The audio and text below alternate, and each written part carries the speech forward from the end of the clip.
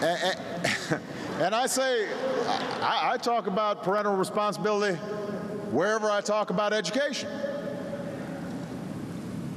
Michelle and I happen to be black parents, so I may add a little oomph to it when I'm talking to black parents.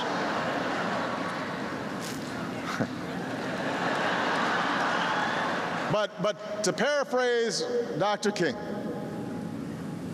education isn't an either-or proposition. It's a both-and proposition.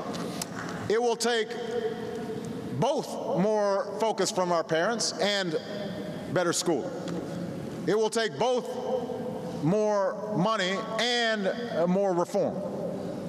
It will take both a collective commitment and a personal commitment. So yes, our federal government has responsibilities that it has to meet. And I will keep on making sure the federal government meets those responsibilities. Our governors, our superintendents, our states, our school districts have responsibilities to meet. And parents have responsibilities that they have to meet. And our children have responsibilities that they have to meet. It's not just parents, it's the children too. Our kids need to understand nobody's going to hand them a future. And education's not something you just tip your head and they pour it in your ear. You've got to want it. You've got to reach out and claim that future for yourself. And you can't make excuses. I know life is tough for a lot of young people in this country. The places where Urban League is working to make a difference, you see it every day. I'm coming from the south side of Chicago. So I know, I see what young people are going through there.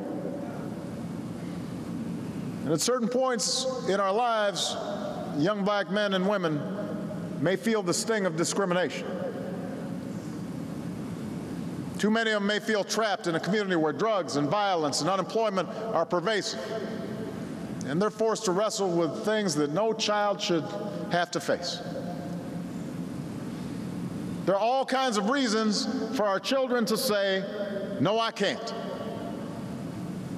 But our job is to say to them, yes, you can. Yes, you can overcome. Yes, you can persevere. Yes, you can make what you will out of your lives. I know they can because I know the character of America's young people. I saw them volunteer on my campaign. They ask me questions in town hall meetings. They write me letters about their trials and aspirations.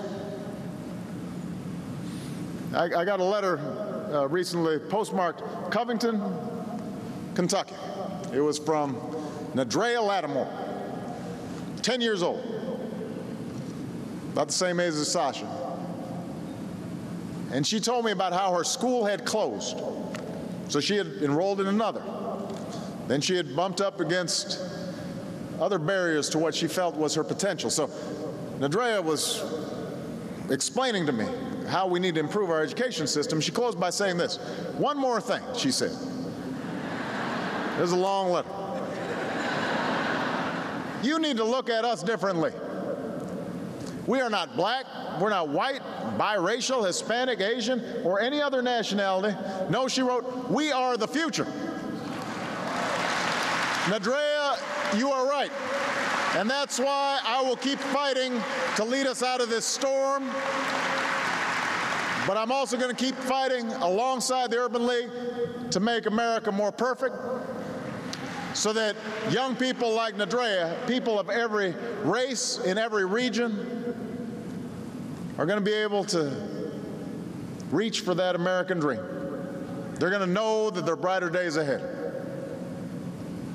that their future is full of boundless possibilities.